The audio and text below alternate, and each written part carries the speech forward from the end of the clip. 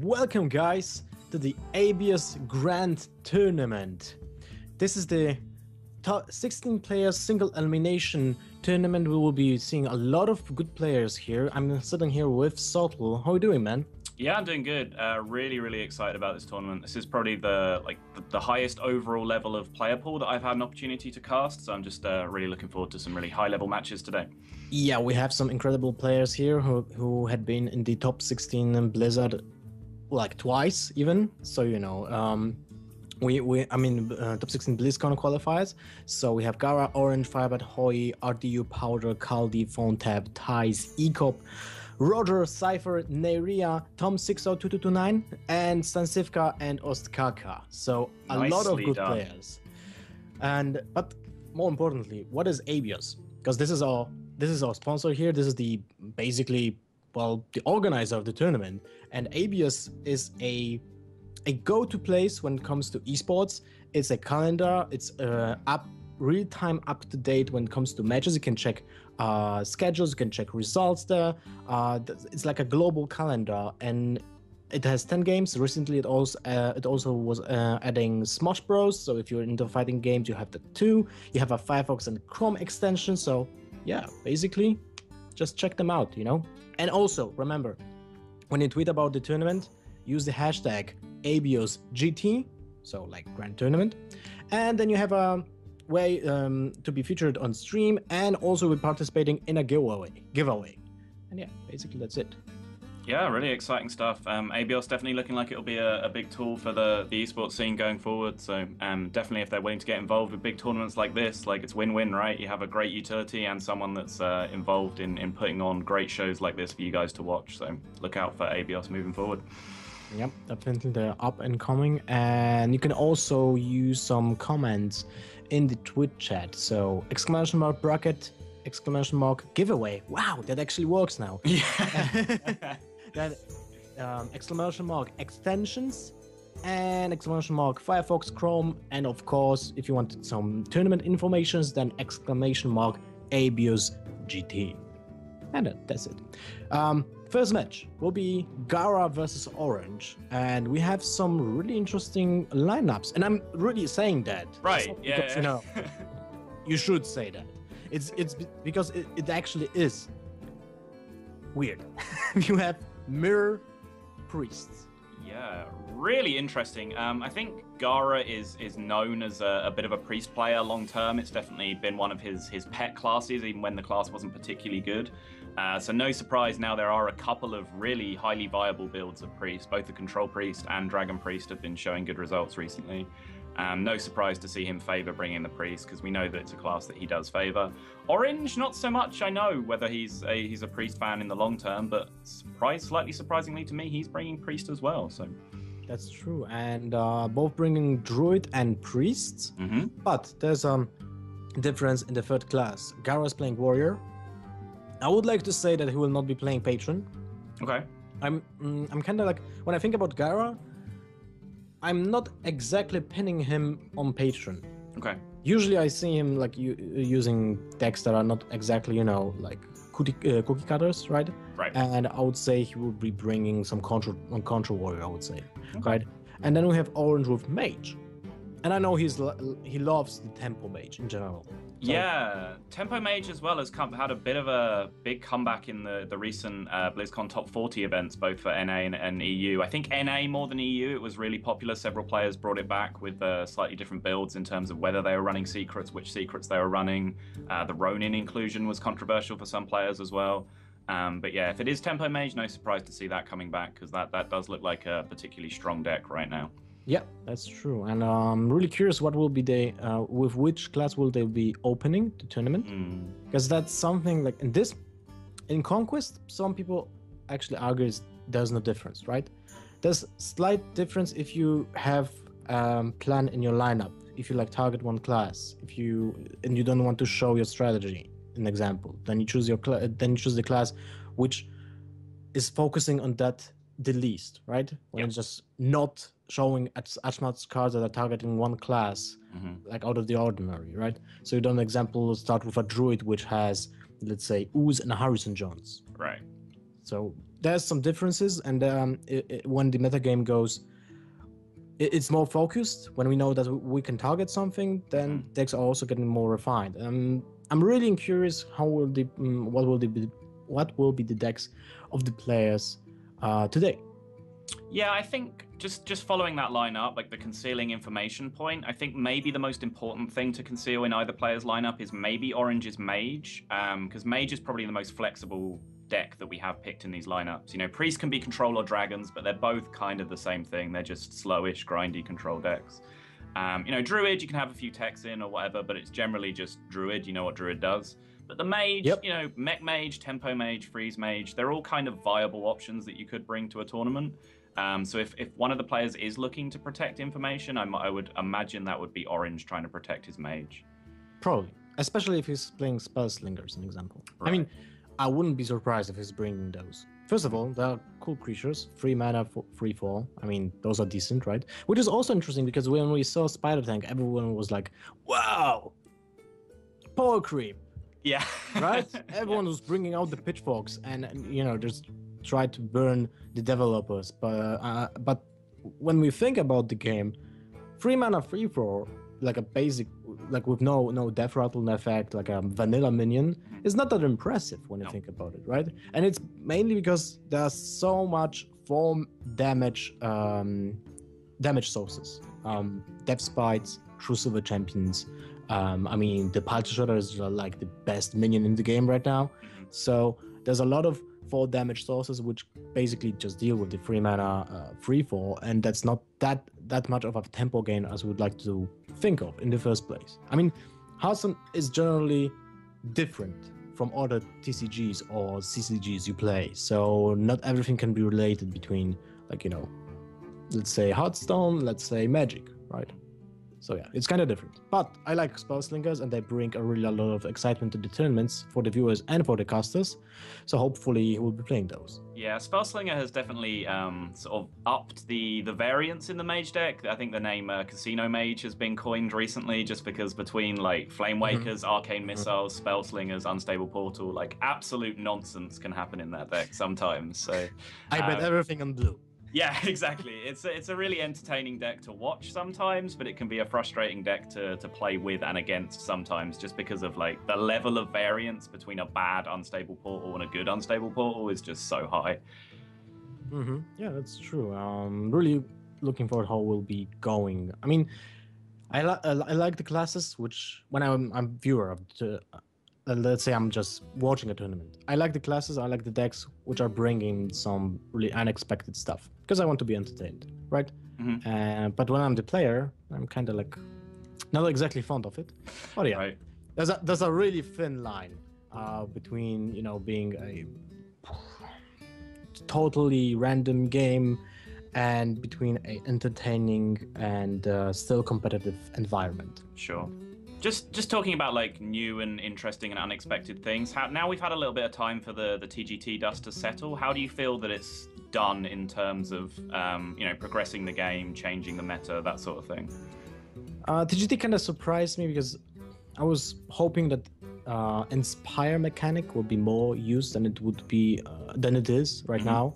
I mean, it really has a lot of options, right? But it seems too slow. That's the problem. Like the metagame is too fast. Even when you think about classes like Patron, it's a combo deck, but still can dish out so much damage. And the Inspire mechanic is just basically too slow. So cards, let's say like Fencing Coach, would be really great if that minion would be, let's say, just on a curve. So 3 mana, 3/3. Yeah. Then the Inspire mechanic would be probably used more, because the problem is there's not enough mana to use those before you lose board control. Right. Just on that exact point, I was watching someone the other night, I think it was Calento, and he was trying out a hero power focused mage deck with the Fallen Heroes and Justicar and things like that. And he had a situation where he'd buffed his hero power to 2 damage. He had a Garrison Commander in his hand, and it came to turn 7. It's like, okay, it's turn 7. I can either play Garrison Commander and ping twice for 2 damage, or I can play Dr. Boom. Yeah, well, definitely. which of those two things is better, right? And it just kind of illustrates the point of like the Inspire mechanic, although some potentially powerful effects can come out of it, the amount of mana investment over time that you have to spend into setting it up, like you're just better off just playing big things on curve and just getting your advantage that way most of the time. Maybe that's not the best example because, you know, Dr. Boom in 7 is like, I don't think you would ever want to play something else unless you're losing. Yeah. And you have to like rescue yourself. But otherwise, yeah, it's a good example. I was trying a lot Inspire Warrior, like a control version with Kodos, an example. It was okay, but I would still prefer to play a non-Inspire Warrior because, you know, it's more reliable. But also, there's a cool combo. I've seen that 2 times go off. Called Dara Drake with Major Domo. Yeah. That deck is a lot of fun. That's true. There's a lot of options. I really hope just there will be some improvements in the Inspire mechanic in the next expansion. So let's say, right, there will be, you know, just maybe 1 mana hero powers. Yeah, maybe. That sounds terrifying, but it's kind of a thing that they did with the dragons, right? Like with the Blackrock Mountain expansion, they kind of did the safe thing. Like we'd rather it was slightly underpowered than slightly overpowered, and then we came into the TGT expansion, then all of a sudden Twilight Guardian, and now we have dragons being a thing. So I kind of like the strategy of like when you're introducing a new mechanic or like a new race or something like that, like a big impact on the game. They deliberately hold back just a little bit, and then if it still needs that extra push, they can just print 2 or 3 cards in the next expansion that, you know, just gives it that little push that they need. So I kind of like that for like the long-term stability of the game. I don't think it's a bad strategy. Yeah, of course. What we need is just a new Undertaker for Inspire. Well, we have that Lowly Squire, right? Like, that's a great. Oh yeah. But it's like Undertaker right now. Yeah, and like the old Undertaker with the health bonus, right? That was the most OP thing, not the attack. Right. Like the HP. But the players are. I mean, we can already see the players. The cameras are on. Orange is looking good. He messed up his hair a lot, you know. Yeah, that's just the usual thing. Gaara is super focused, as usual too. And they'll be picking up the decks really soonish. By the way, do you have any predictions on the BlizzCon EU qualifiers? We have only 8 players left, right? Right. I don't know. I've been really impressed with Hoy over and over again every time I've seen him play. He's one of my picks to win this tournament as well, of course, one of the players playing in this. I think maybe in the long term he might get found out a little bit because I think he wouldn't mind me saying he's a little bit limited in his deck choices. Especially with the patron, right? Right. He doesn't consider himself a good patron player. He might be behind the scenes right now grinding the hell out of patron to try and bring that up to speed, but he generally just favors aggressive decks, mid-range decks, and he really like leverages his ability to make good decisions in those sort of matchups to find his way to victory. But now we're down to such a small player pool, the ability to like counterpick specific players becomes a bit more intense. So if someone wants to just wall out Hoy, it's something that they're able to do quite effectively because of his limited history in which decks that he plays. But I think he's definitely a very strong contender. Who are you favoring? Well, I would say usually I'm going with Life Coach. Okay. It's not because he's on my team. It's just because when I see people practicing for games, I just did like such a huge difference between Life Coach and everyone else. Right. It's like in our team, I also saw a huge improvement just because of that. Just because everyone was okay. Life Coach just trained so much, and it's so well done. I mean, he's sticking to like, you know, spreadsheets and specifically training on one point, like with one goal at just one time. It's not like mishmax of everything, you know. Sure. So I can see that RDU and Ty's also picking that up. So it's really cool. And I think preparation when it comes to such high stakes tournaments is like almost everything. If you go with a good lineup, then you have a really big chance of winning. It's not the other way around. If you're a great player, but you have a weak lineup, you'll most likely lose just, you know, 2 rounds deep or whatever. Yeah, people underestimate that. Like intermediate players who've got to the point where they're like good at Hearthstone mechanically, I think they underestimate the percentage of you know, how important your overall win rate is, like based on things like your deck building, your preparation, your mulligans, like things outside the game. It's not just how well can you play Hearthstone. So yeah, Life Coach is definitely like in the absolute top tier of players for that sort of thing. Yeah, but we're going into the game. We'll be jumping into the gameplay in a few seconds. As usual, there are some problems with the spectator mode, but what else is new, right? Nihil Novi here. So, well, we see the mage lead from Orange, in fact. Yeah, I was predicting that, right? Yeah. I mean, it's a good class to start with. If it is the tempo mage, we'll see in a few seconds when the gameplay will be visible for our viewers too. Orange looking neat, and we are starting off. Gaara with the Dragon Priest, as you predicted, right? And Orange with the tempo mage, as we predicted too. Very good opening hand for both players, I would say. Yeah, Orange pretty much has the dream opener here. Mana Worm on turn 1 into Sorcerer's Apprentice turn 2, and then being able to coin what will then be a 1-mana spell is pretty much the dream. You'd rather that was Frostbolt or Flame Cannon most of the time, but if that Unstable Portal picks him up like a nice 3-drop that he can play for 0 mana, then that's just an insane start on the board. So definitely. I mean, if that would be like a Edwin Van Cleef from the Unstable Portal, right? It's basically GG. Yeah. Yep. It's the most ridiculous thing, right? Yeah. Turn 2, you have a 3/2 on board, you coin out Unstable Portal, which will be then an 8/8. Yep. Yeah. Yeah, That's good, right? That's a good handlock play, I would say. Yeah. You want to play a giant on turn 4? I played one on turn 2, buddy. But like we said, Gaara definitely has the hand to compete with this. He has a bunch of his early minions. Interesting that he's still using the Blackwing Technicians in his Dragon Priest. A lot of people have fallen back to the old reliable Dark Cultists, just because the 3/4 body is good enough, and the Death Rattle effect is just so nice, and it's such a consistent card as compared to Blackwing. Exactly. So. But I wanted just to add, like, the Dark Cultist just doesn't require anything in your hand. Yeah, exactly. And it presents a bigger headache for your opponent, just because of the fact that the Death Rattle effect has a really big swing. An example, let's say, against Druids.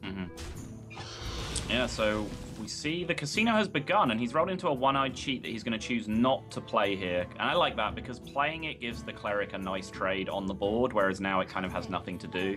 And yeah, I definitely like killing the 2-attack whelp there over the cleric. Many people might have been too scared of the cleric there and tried to deny the card draw, but he's just looking at the board state. Killing off the 2-power whelp just protects his Sorcerer's Apprentice on the board, which is such an important minion for this deck to be able to accelerate their early game. Yeah, and Gaara doesn't want to lose tempo at all. Right. At all. There's no time just to hero power heal his minion to draw cards. He has to play some bodies on board. And by the way, the one-eyed cheat is not bad against Priest, because the hero power is not able to deal with it. Yep, absolutely. And we saw the played Mirror Entity from hand there. So one of the things with playing a Mirror Entity from your hand is you get to deliberately pick which turn you want to play it into. Turn 4 against Dragon Priest seems like a nice turn to play it, because we talked about at the start, you know, the big powerful minion that made these Dragon decks really viable in this expansion was Twilight Guardian. Yeah. So by either stealing a Twilight Guardian or denying your opponent from playing one, that's a pretty significant advantage from playing the Mirror Entity. Definitely. And now, Orange is disappointed by the Mirror Entity. Yep. Only 2/3 minion for 3 mana, basically. Well, sorry, for 2, because he has the Sorcerer's Apprentice. The most important thing about the Mirror Entity is the fact that you use a card, a high impact card, just to get a 2/3 minion. Yeah. It's not that great. That's not a great deal. Obviously, Mirror Entity is significantly more powerful if you get it from a Mad Scientist. Playing a secret from your hand in this deck is always pretty miserable. I've seen some players like cut secrets from this deck, or maybe even play with just one secret, just because anytime you draw a secret into your hand, you just feel pretty miserable about your life. I think Tice, in fact, your Nylon teammate, was the person that I saw playing with 1 Mirror Entity and 2 Mad Scientists in the deck, which was a kind of interesting build. Yeah, sometimes I saw players cutting that. That's true, but at the same time, I think just Mad Scientist is such a powerful card. I don't think you should ever cut them just for the just because you have the chance to get a free card draw, which is basically 0 mana instant spell. It's just such a big of a deal. Yeah, absolutely.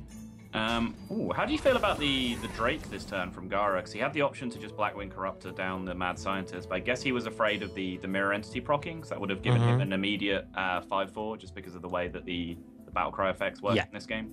And I think that was the correct choice. I mean, you saw one Mirror Entity, you have no idea, because this is the first game between those players, how much how much secrets are there in this deck. There might be one effigy, there might be one counterspell even. Yeah, the collection of secrets in the Tempo Mage deck has certainly got a lot more flexible since the introduction of Effigy. Players are very much split on Effigy because of the... it's kind of a bad card to pull off Mad Scientist in a way, because you never know what your board state is going to be. You might still have a Mana Worm on the board or something like that, so...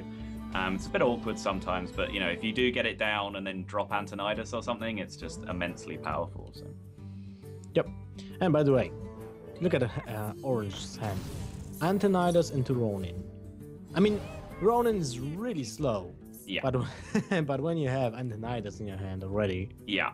When you specifically have the Archmage in your hand to back it up, it's an incredibly powerful effect. And I don't think there will be any silence effects in Gaara's deck, so that 7/7 is guaranteed to summon the Arcane Missiles. So we're going to see this game go off very quickly in the next few turns.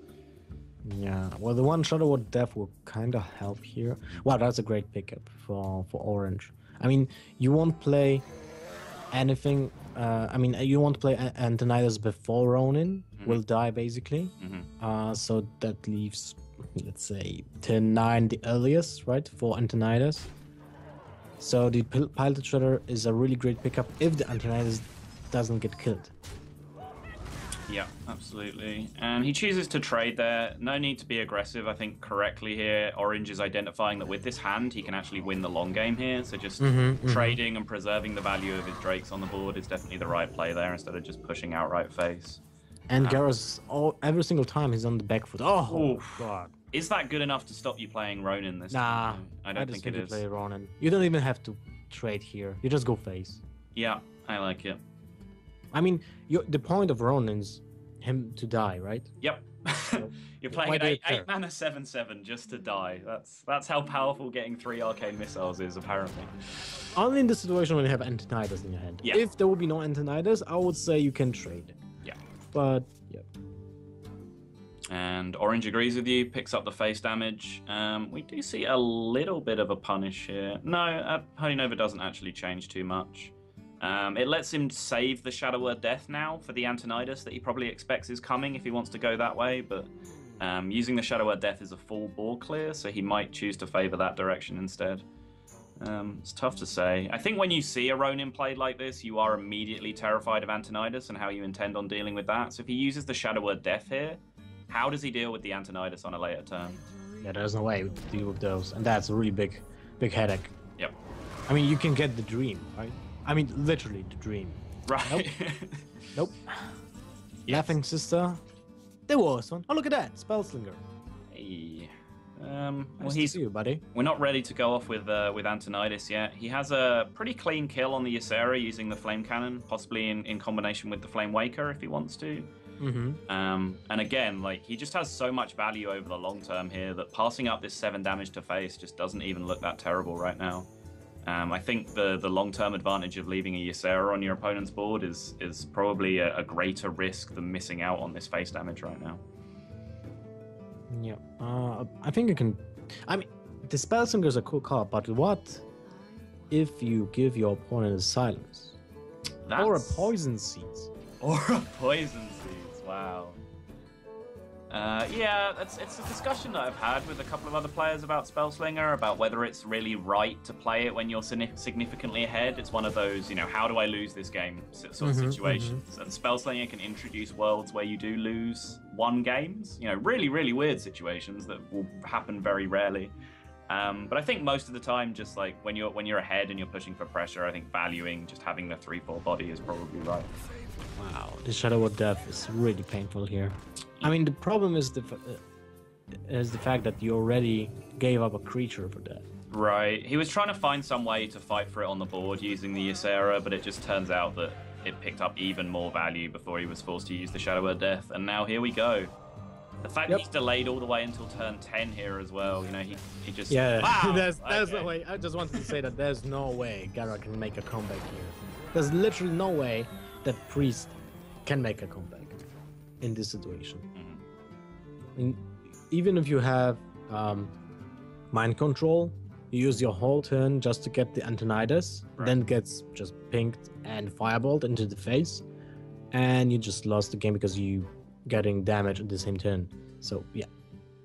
Yeah, and that was definitely the fear. We talked about it when the Ronin came down. He knew if he used that Shadow of Death, he was going to be in trouble as soon as he saw the Antonidas appeared. So I think he made the right play in pushing for the Ysera and trying to fight the board with the 412. I think that was definitely the right play, but it just didn't work out. He ended up getting even less value for his Shadow of Death because he had to use it after the 7/7 had already picked up the Ysera on a trade. And then, yeah, the Antonidas just comes down and absolutely crushes the game. So, good game one there for Orange. Picks up the win with his Tempo Mage. Now has his Druid and Priest left to choose from. And is switching to Priest. He is, indeed, going with Priest. So we'll be seeing the gameplay in a few seconds. What was the interesting thing is the Nexus champion Sarad, right? Yeah. Does that incline more Inspire creatures?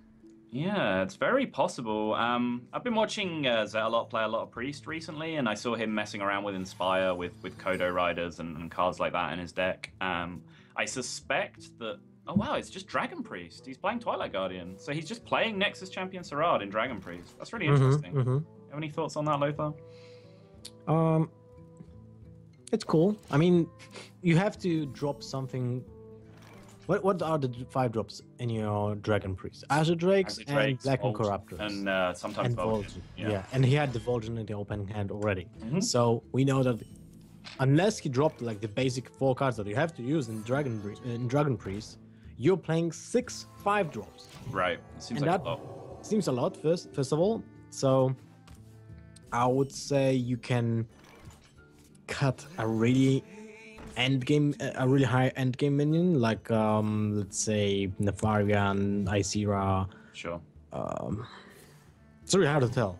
I mean, if you think about it, Sarad is basically a 7 drop if you want to get the full value. Yeah, that's true. Yeah, so you're probably looking at... I guess some of these builds have been playing both Ysera and Confessor Peltris, so it might be he's playing, Ysera and Nexus Champion instead. That could make some sense. But just going back to the game progressing here, we saw you predicted that Gaara wouldn't be running Patron. It seems, in fact, that he's come over to the dark side, Lothar. We're playing some Patron Warrior. Unfortunately. Oh, okay, yeah. I know your relationship with Patron Warrior, Lothar. I read. It's very very similar to Enervate. Yeah, pretty much. But yeah, Orange just had an incredibly good start. Early Nausea Cleric into Velen's Chosen is one of the most powerful things this deck can do. Yeah, and but the Warrior has a really easy way to clear that. Right, and I think just because you have the security of having the second Execute in your hand, you can go ahead and do it here. Generally in this matchup, this is just a stall and OTK matchup for the Patron player. So you'd like to preserve one Execute if you can to make that push through a Twilight Guardian if you need to. Oftentimes you don't even need it if you've managed to get a good Emperor hand, and you can just use your Patrons to chop down the board and buffer Frothing while it's doing it. So I think it's absolutely right to just throw away an Execute on the Velen's Chosen Cleric there. On point analysis, Solpo. Thank you. I mean, it's really cool to execute a minion that already has 2 buffs on it. Right. I mean, the one buff was a cantrip, but at the same time, it allows you to use your hero power with an additional effect. Basically, you say, oh, well, now I'm a priest lock, and I will draw cards by hero powering. So I guess it's very convenient to use the execute on a almost 3-1 minion. Yeah, it's one of those hard situations to, like, evaluate the actual value of what happened there, because, like you said, the Power Word Shield cycled and replaced itself. And the Nausea Cleric had already picked up a trade on the Acolyte of Pain, but then the Acolyte of Pain replaced itself as well. So, like, evaluating the value on what just happened is kind of a dead-end street, and it's just like, for the state of the game, this Cleric needs to get off the board, so I'm going to execute it. Let's not worry too much about, like, what the value was. Gaara is missing 1 mana to have the perfect solution to a Twilight Guardian. I mean, Yeah. Slam and Death Spite. It's such a great way to deal with a 6 HP minion. Second Execute. Second execute is Oh, wow. gone. All right. So Gaara accepting now that he's going to have to fight through any further taunts the hard way, and there will be still Worm Rest Agents that we see, and another Twilight Guardian to come if he draws it. I really like his decision not to play the Armor Smith there. It means he's keeping track of the coin in Orange's hand, and knows that the Armor Smith was just way too vulnerable to coin Cabal there. From my point of view, you probably won't play any 1 or 2 attack minion like an Acolyte of Pain or Armor Smith, unless you'll be sure that one Cabal Shadow is already gone. Yeah, I think also there's situations in the late game where you can just play those cards out and say, well, if he Cabals this, I'm going to kill him with Frothing anyway. It just puts too many minions on the board. Even if it's an Armor Smith, like you normally out damage the Armor Smith, even if it soaks up all the whirlwinds. So, yeah, that's the other situation where you're happy to play it. But until then, he's probably going to hold on. He'll only play an Acolyte if he just immediately enrages it, things like that. So. Yep, for a Battle Rage also. Yeah. Yeah, but you need for that the Death Spite already on board with 1 durability, or as you said, Inner Rage or Whirlwinds, and those are usually kept for patrons. The problem is the priest. I mean, it's not the control priest, right? Yeah. So it lacks an immediate response to patrons because most of them are playing maybe 1 light bomb. Most of them are not playing the light bombs at all. Right. And Holy Nova is definitely not enough. Yeah, and with 1 Velen's gone as well, so Velen's Holy Nova is often the cleanest answer from Dragon Priest to a patron board. So with 1 Velen's gone as well, we might see Gaara be relatively comfortable making a board of patrons if it comes down to it. But I think with the Emperor or Whirlwind and a Frothing in his hand, he'll just be on the OTK plan this turn. I'd be surprised to see him play an Emperor anytime soon. I'd just look to cycle as much as I can, just as well, like especially having picked up that Battle Rage. I would love to see just a 3-card Battle Rage here and just fill up your hand, hopefully with second Frothing, Warsong Commander, that sort of thing, and then look to play Emperor next turn. Looks like that is exactly what he's going for. True. Oh, he's attacking. Oh, he should have attacked first. I guess so, right? That's actually it's actually a misplay. He's going to draw 1 less card. He should have attacked before. No, actually. There's no way of doing it unless you want to buff the Blackwing Corruptor to a 7/3 or a 7/2 as it would have ended up. There's no way to do it without gaining the extra armor first and injuring the Cruel Taskmaster. So unless he wants to make the Blackwing Corruptor a 7/2, he couldn't have drawn 3 cards that turn. Yeah, okay.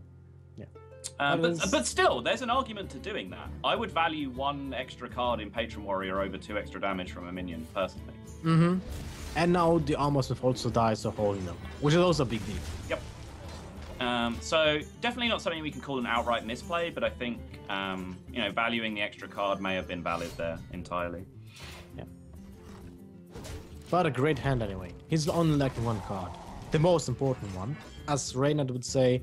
Patron deck. It's a 2 Warsong Commanders and 28 cards. Yeah. And he's missing those 2 Warsong Commanders. I mean 1, right? I don't know. I heard Death Spite was quite a good card as well. I don't know. Someone told me that once. I still remember the reactions to people saying Death Spite, a good weapon. I mean, when the Naxxramas previews were being, released, and was like, no, you don't need another weapon in war. It's like, why would you even need that? And it was instantly good, like without the patrons anyway. It was a really great weapon just to start with. Yep, absolutely. And yeah, this looks like a much better Emperor hand here for Gaara. This is a mistake a lot of patron players make, where they'll just play Emperor, early-ish, like slam it on turn 6. But in these matchups specifically, where you need to go for the kind of OTK strategy, you really, really want to hit very specific hands. And I mean, at least 2 combo cards. That's right. What you need. Yeah, the important thing is the combo pieces that I don't have, when I draw them, have I still got enough mana to play everything on 10 mana? If the answer to that question is yes, then you can go ahead and Emperor. Definitely. And now that's a great hand, but it's still lacking the 1 part that we talked about. Yeah. And the minions that are staring at you, they have not enough. I mean, they have too much attack, so you probably want to go with the patrons. Ooh, Orange is going for the greed here. I think if I mean Gaara. Sorry, yeah, Gaara, my mistake. I think actually okay with this. Just digging hard for a war song, I guess, is okay. But I mean, if you're going to use an inner rage either way, there's definitely an argument to getting 14 power on the board with patrons, because when isn't there an argument for that? But you know, the cycling plan here seems reasonable as well. And Gaara right now will just be calculating damage and thinking about how many of these resources he can spend right now to protect himself and still preserve enough to finish the game. He's going for the patrons. I just wanted to say that he has the hand that can dish out 38 damage if you will draw the Warzone Commander. That guy right there. Yeah. Ooh. Oh wow. Ooh, that is a lot of resources. So he gave up 2 Whirlwind effects that turn with his Despite and the Unstable Ghoul. He also used an Inner Rage and he used a Patron. So he is lacking in damage in his hand right now. And having hit the Warsong Commander, he's kind of back in the same position now where he's kind of waiting for the second Frothing Berserker at this point. Yeah, and look at that. Cabal Shadow Priest on the Ghoul to clear the patrons. Yep. That's super neat. It is. He's just hoping that he could get the extra damage he needed through having these Grim Patrons on board. And I agree, like, once he went down the line he went down, he had to play the Unstable Ghoul because his Patron board was just dead on board, and there's just no point playing it if that's the case. But yeah, unfortunately, second Cabal Shadow Priest is just way too perfect of an answer, and Gaara is now in a... Never mind, Gaara's in a pretty good spot, actually. That's lethal, right? That's lethal, yeah. Yeah. Okay, just veteran things. Yep. Hashtag. I mean, remember, guys, you can always tweet about the tournament by including a hashtag AbiosGT in your tweet. And that will appear most likely on the lower side of the stream, so be sure to tweet that. Oh yeah, just patron things. Yeah, if you want to tweet to us about how fair this turn right now is, then you can go ahead and do that, and perhaps get your 5 minutes of fame on stream. But yeah, I believe he's 1 or 2 over with the Fiery War Axe. Oh no, way more than that. No, that's like... All right. It's ridiculous, to be honest. Yeah, it is. Okay, but if you're a patron player, you want to go through specific patterns to know how much damage you will dish out. Yeah. Because those are really easy to count if you have practice or you even make notes. An example, 10 mana, Warsong Commander, Patron, and Frothing Berserker with Death Spider on board and a Whirlwind effect. That's 38 damage, of course, after Emperor. It sounds like improbable because that's so much cards, right? But at the same time, it's not really that like uncommon to see. Right. And those are the situations that you want to instantly see because they're taking so much time to do all those actions. You want to be sure, okay, I have lethal, so I just play the cards, laying the cards left, right, and just go with everything you have to play to kill your opponent because you might run out of time. Yeah, absolutely. Learning to the shortcuts to Patron Warrior is definitely a good way to do it. Because if you spend too much time counting the maths every turn, you're just going to get roped on animations. But we are back into the game here. It's currently 1-1. Orange has picked up a win with his Mage, Gaara with his Warrior, and we're going to see Dragon Priest against Druid. Gaara playing the Druid. How do you feel about this matchup, Lothar? I usually favor the Priest so much in this matchup. I mean, it's basically the same classes.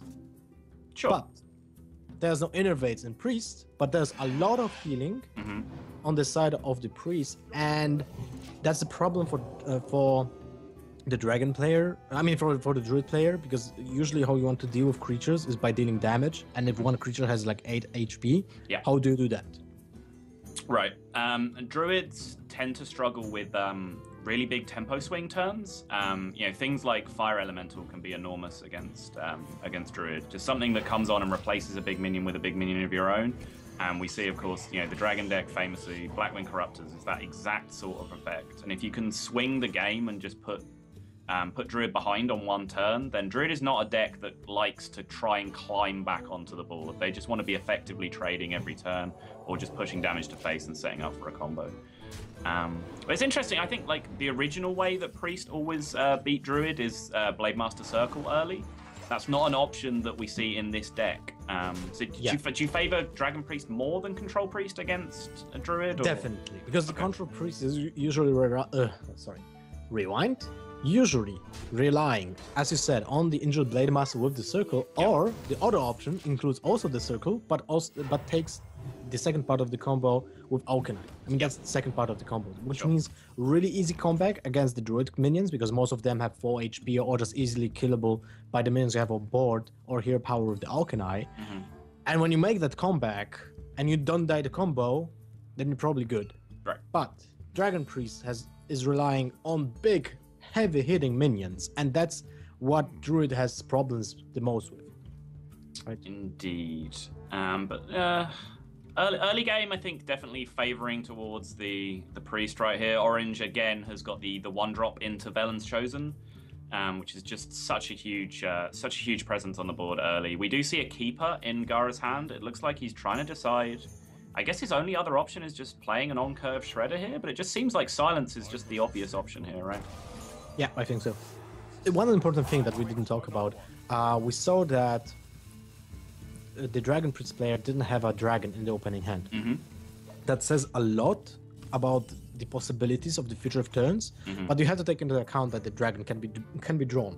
Right. So when you see that situation, you want to be sure that you are, let's say, paying attention which cards are being drawn and which cards are being played. So if you know that the cards that were in the opening hand and were not dragons will be still sitting there, you have some options like to play around Blackmoon Corruptor, to play around Twilight Guardian, and such stuff like that, right? Yeah, absolutely. It's hard to the powered shield play. It's hard to like make a call of okay, he definitely has no dragons in his hand, because obviously he's drawing 2 cards before he next gets to play. You know, he's drawn the card he cycled off the powered shield, and then he gets his natural draw when the turn passes to him. But what you definitely can do, as you said, is okay, you know, put a mental pin on the cards that were in his hand at that point and say, okay, none of those cards are dragons. Now I have some information about the deck. Yeah. But yeah, speaking of the thing that we said is always fantastic on turn 7 earlier, it's even better on turn 5, Lothar. Yeah. But there's a good answer. There is a good answer, but you know, trade your minion and a Holy Nova, take 4 damage to face. I mean, the very fact that you're happy about that exchange, right, tells you how good Dr. Doom is. Yep, it's not bad, and when you can follow it up by an Emperor, which might be not which might not be killed by a Shadow of Death, but there is one, is just really insane. Because the value of 2 Ancient of Laws, which are discounted, it's just immense. Because usually the 7 mana is a problem to fit it into the curve, right?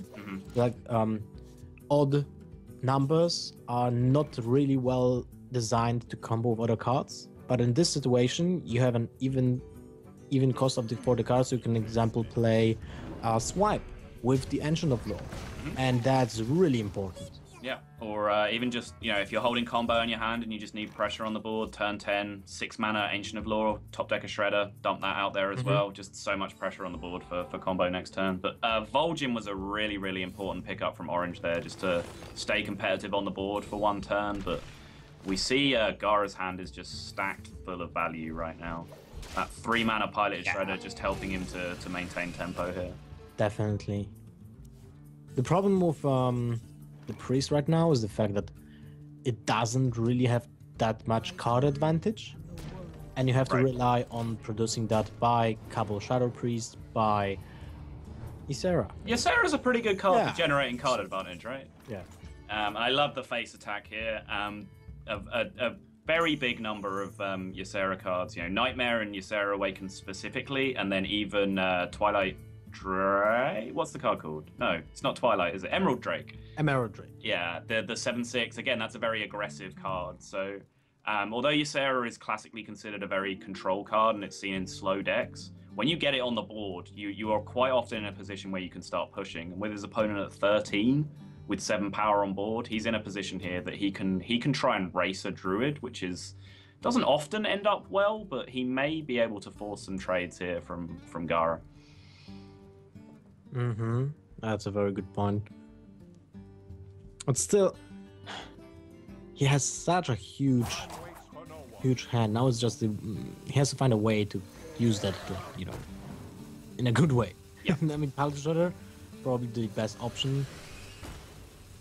and just go face, right? Just want to set up lethal next turn. This is the decision now. Is he going to engage the race? It looks like he is. He knows he's not dead to any single Ysera card. He does choose to bail out. Okay. It's a slight misplay with the second Pilot Shredder's placement, because it should be like in the middle. The first one should be in the middle, right? I mean, that might kind of say to us that he didn't want to trade in the first place. And it did look, just from his mouse movements, it did look like he was very undecided and he changed his mind at the last minute. Looked like he was planning to go face. I think I do favor the face attack there. Like I said, he wasn't dead to any one Ysera card. It would have had to be a combination of 2 cards. But still, I think maybe he considers he has enough value in his hand to race Ysera over the long term. So interesting to see like how he plays out the next few turns and whether he is planning to step up the aggression at some point. In this situation, Ooh, that Holy Smite, though. Wow, that's a really great pickup, but it just changed my whole sentence. You know? Yeah, we're going to see the Nova restoring the value on his Ysera, and then a... Oh, okay, he's going to choose... Oh, he doesn't have the mana for Holy Smite, my mistake. I was thinking maybe just should spare the Holy Nova. I mean, the 1/1 minion is not that big of a deal. It's true, but he does, it does buff up his Ysera's health, so it's less likely to get removed from the board by damage. It does restore some of his own health. Although if he used the Holy Smite instead, he would have had the spare mana to heal anyway. So yeah, you're probably right. Maybe just Holy Smiting the Shredder was safer. I mean, the problem is you can't play Couple Shadow Priest with Holy Nova next turn. Right. That's a very good point, yeah. Yeah, but I like Gaara is looking for that Savage Roar. There's no there's none in the last 4 cards that he was drawing for. Yeah.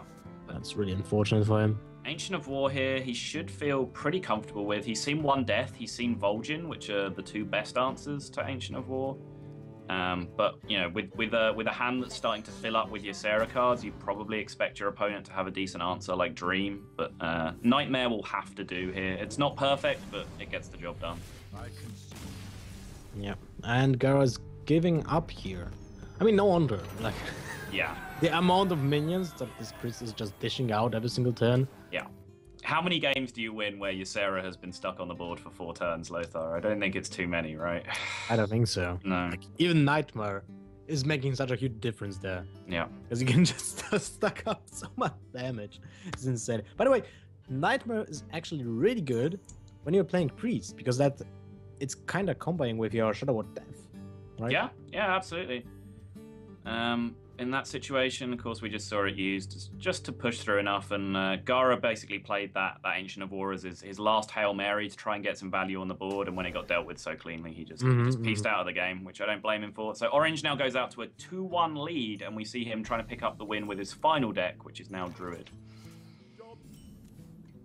True, and now we'll be seeing a good opening hand from Gaara, but I think even better one from Orange, right? I mean, there's no way of buffing that Twilight World to more than 2 attack. He would need Coin Balance is the only way to do it. That would be the dream. That would be the dream. I think Orange has had that in both games that he's played Priest. Gaara, no such luck as of right now. So he is going to have to allow Orange just to curve naturally into his Piloted Shredder. And then is he going to choose to pick up the trade voluntarily here? He is, yeah. I like that. Just protect the front body of your Shredder by trading into the 3-2. Yeah, I mean, these 2-3s just don't look very competitive right now against that Piloted Shredder. Those better Zombie Chows are not that great. No. But, there we go. Oh, I was about to say Orange is kind of looking for something to do this turn. Shade will do just fine. Obviously, second Shredder or Savage Combatant, if he's playing that, would have been preferred, but he'll just have to make do with the Shade, I guess. Poor Orange, right? Definitely. And you don't have that many options right now. You have to play Black Corruptor and trade. Interesting ordering. Coin first, then trade, then Blackwing Corruptor. I mean, that's fine, because look at that. Just the 3 HP minion wouldn't be able to trade with your Twilight Whelp. So definitely a good decision from Gaara. Yeah, I'm just interested as to what if there was any specific reasoning why he coined first before he traded. Because there's no drops that would impact him playing the coin, right? Yeah, well, I was sure that he just knows what he has to do, right? Right. There was no option unless... No, even if that's a... if the drop would be, let's say... Stone Splinter Trog or something like it doesn't matter because you're just going to kill it anyway, right? If yeah, I'm the coin, so. thinking about maybe Millhouse Mana Storm. You still have to play... You still have to play the Crafter in that. Right. Yeah, alright.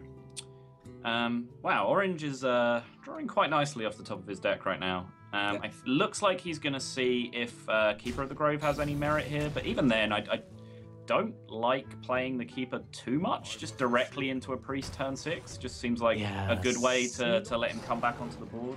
Seems like a good way to lose tempo. Right. We see again, Gaara, no such luck with the draws here, does not have the Cabal, but still one more card left to draw, and... No. Is he even playing the Cabal? I mean, he's playing Shirkmeister, so he has to play Cabal. Right. Okay, never mind my question. But I've just saw some players using Dragon Priest with no Cabal.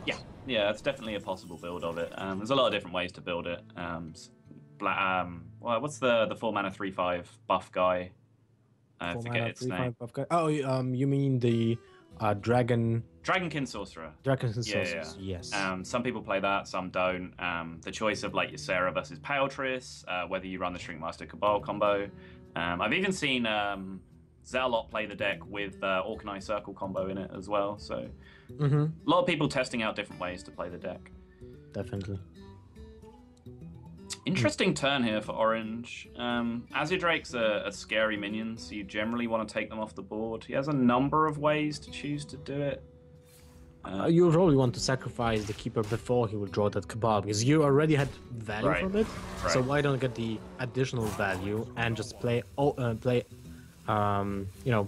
play into top deck Cabal. Definitely a good choice. Chooses to Wild Growth, so he can potentially play out his entire hand next turn. Is that going to be entirely relevant? I think when you're this low on cards, I might have liked holding the Wild Growth for the card draw, but never mind. We just draw a Drake, and that's fine. Yeah, that's fine. Into an Ancient of Law, right? Mm-hmm. He's still sure that there's no Cabal Shadow Priest, so he's going with the Tempo Keeper of the Groove. Yeah.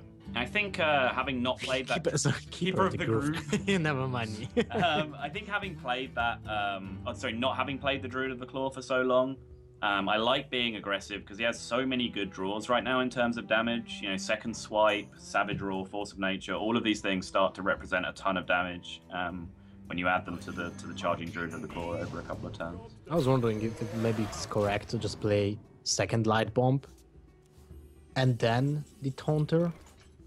I mean, your opponent is not such a low card number in your hand, right? In his hand. But at the same time, you're baiting your opponent into a Holy Nova. Mm-hmm. But if he has Savage Roar, you're basically almost dead. Yep. Light Bomb be relatively effective here if he wants to go for it. Velen's Chosen Holy Nova is just a little bit short. He'll be looking at a 4 damage Holy Nova, which isn't enough to deal with the... But Velen's Chosen Light Bomb kills everything on board, right? Because you have double spell power. You have double spell power, yeah, so your Drake will die as well. Yeah, unfortunately. Yeah. Velen's Chosen Holy Nova isn't quite enough. Cabal Shadow Priest on the 2/4 isn't quite enough either. Shrinkmeister Cabal on the Drake. Oh, he's going for it. Is he going for it? Yeah, he's going for it. No, he's not. not. Okay. Yeah, this is fine.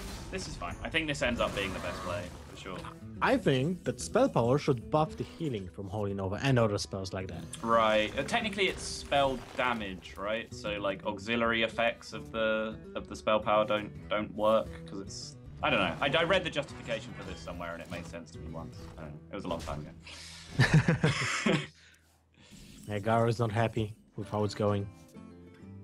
He's not, no. The Ancient of Law was basically a nail to the coffin. Because if you can manage to hold the Druid low on cards and just deal with his minions every single turn, then it's kind of okay if you're out of range of the combo. But now when you see that your opponent is throwing additional cards, yeah, it's really tough.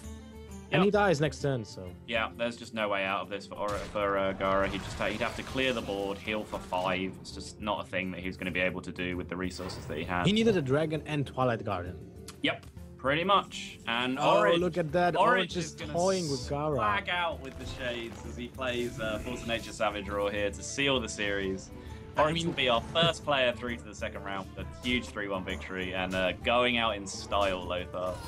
Yep, that's how Gaara usually does it, right? With the glasses. So yeah, the Aviator is now for Orange. And you just see a little pleased smirk just appearing on Orange's face there at the last second. So I think he's pretty happy with how that series went. And like I said, Orange is the first person to progress through to the second round. So he's sitting pretty now and waiting for everyone else to battle their way out. Everyone from the viewers, if you want to see what are the information about the tournament, type !Abios GT, so you can see like information about the brackets. Also brackets, !brackets also works. And just to remind you guys, this is a 16-player invitational tournament with single elimination bracket. So we'll be playing 8 matches today, and those matches are, give me a second. First one was Gaara versus Orange. Second one will be Firebot versus Hoi. I'm listening.